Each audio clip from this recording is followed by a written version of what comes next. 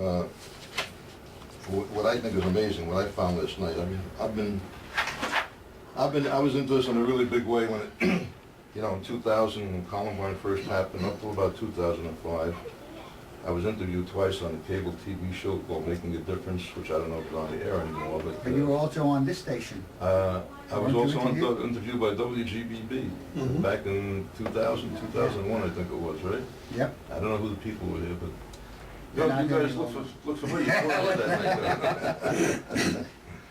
Anyhow, at the time in 2005, when I was interviewed, I kind of reviewed the interview I had. And we're talking about how many school shootings there were from the Columbine in 1999 to 2005, and I think there were 19 incidences in that 6-year period. Okay, and I had made the point that I'm afraid that's not the end of it, and I just did some research, and being we're being filmed here today, I made a little chart up. I don't know if you guys can see it or not. But just to show you the school attacks, now mind you, the first Supreme Court decisions outlawing prayer in school came in 1962 and 63. I got them marked here in pink, I guess you would call it. But I broke this down to 10-year periods, from 1935 to 1944, which is as far back as the information I could get. There were no incidents of school shootings, there were no deaths. The next 10-year period, from 1945 to 54, again, no incidences, no deaths. 1955 to 1964, 0 and 0 again. Now, after the Supreme Court decision in 62 and 63, just a couple of years later, it started. In the 10-year period, from 1965 to 74, we had 3 school attacks, and 20 kids were killed in that 10-year period. The next 10-year period, 75 to 84, there were 7 attacks and 16 kids died. 85 to 94, there were 23 attacks. Notice the trend line now. 3, 7, 23, 35 students killed.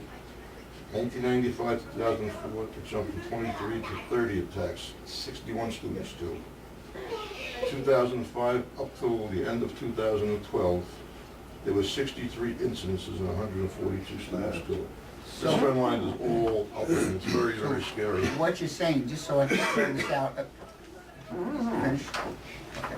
What I'm saying, just so I could spell it out to the audience, or what you're saying rather, is that before prayer was outlawed in school in 1962, there were no instances of school violence. That's correct. A year or two after it was banned in school, all heck broke loose and it started. And today... It started slowly, but I have to point out, there were started slowly and it started increasing. Then there was another Supreme Court decision in 1985, and that particular one outlawed 1 minute of silent prayer or meditation, whatever you want to call it. Okay. And from there, the next 10-year period jumped from 7 to 23 incidents with double the number being killed. And there was another Supreme Court decision in 1992, which, I have to read my small writing here, gentlemen, in which they disallowed prayer at graduations. Am I close enough to the mic? Yeah, you're fine. They disallowed prayer at graduations, and in that 10-year period, the incidents jumped up to 30 and double the number of deaths again. And then as recently as 2000, there was another decision that there could be no student-led prayer. Even voluntary student-led prayer was outlawed. And now the attacks doubled again to 63 and 142. Now, I don't know, cause and effect? In my mind, yes. In many people's mind, they think no. But I just present the facts, and, you know, people can make their own decisions on it. But the facts are clear. But the way this thing is accelerating, we have a scary future ahead of us. And, hey, I'm the father of, the grandfather of seven grandchildren in the public schools, and I gotta tell you, I'm worried about them. I see some things being done. They put a ban on assault weapons, which, incidentally, I'm an ex-hunter, I'm a gun owner, and but I agree with the ban on assault weapons. I don't see any reason why any people need these type of weapons for hunting or anything. It's something that could be done immediately. It looks like we're doing something. Is it going to be very effective? I don't think so. I think you're really pointing to the real problem, are those Supreme Court decisions that cut God out of school. Exactly. It's not allowed there.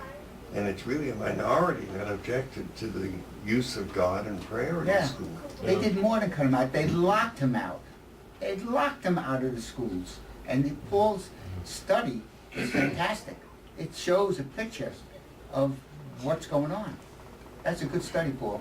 Yeah, that amazed me. As much as I've been into it, I didn't realize the way it was accelerating. It's really, that keeps accelerating that way. I mean, we have a major problem now after what happened in Connecticut, but it's going to get worse and worse and worse. Well, it's basically the same problem, but it's just becoming more Worse self-evident. and worse. Just we're not addressing the cause of it. Well, My estimation. guns are one thing, but the values in our society Yeah. that have been worn down by attacks by the courts and by legislation and by people who are minorities Yeah. really has closed down God. And you look at our churches. When I go to church on Sunday, a number of years ago, they were filled. Now, maybe 2/3. Right? I know, And- that's true. And the discouraging part is that the church is filled with about, on regular Sundays, 30% male and the rest are all female. Yeah. So the men are just walking away. Not that many young people. And not that many I young see. You know? Well, there were other things that did happen. The blue laws changed, so that stores could be open on Oh, yeah. Sunday. That's So another people issue. go to another church on Sunday to spend their money. And, you know, that, Good point, John. yeah. And you have all of your sports on Sunday mornings, which used to be family time in church. Right, Little So League. that people squeeze in church on a late Saturday night or maybe a late Sunday night. Little League, soccer, they all have Sunday happenings, Sunday games. Oh, yeah. Well, that's So- one of my pet peeves, the commercialism in this country has overtaken everything. It's overtaken Sunday. As Tony knows, and I think you know, John, I wrote a song about Thanksgiving because I feel Thanksgiving is disappearing in the commercialism of Christmas, which that wasn't the true meaning of Christmas, of course, but, you know, it's become overcome by... You wrote another song called A Father's Dream, and maybe, Yeah. Trevor, we could put that on, Mhm. you know, because it'll just reinforce what you're saying. Can I say one thing before you play that song? Sure. I'd like to, was the song starting now? I'd like you to include in your prayer petitions a gentleman named Paul Richards, Sure. who happens to be the program director of a station just down the dial. WHLI. Yeah, WHLI 1100 AM. And John, I know you said last week, you don't think they have dials on radios anymore.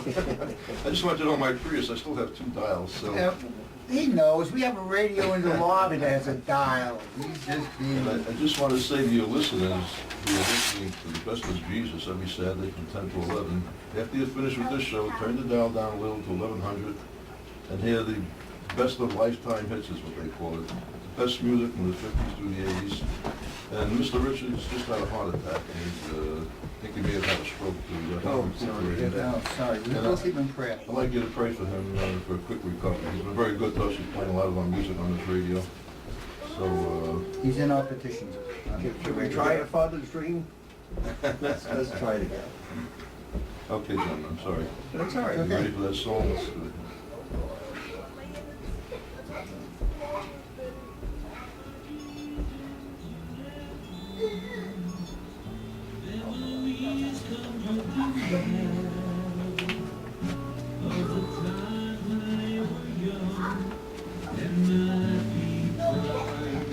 And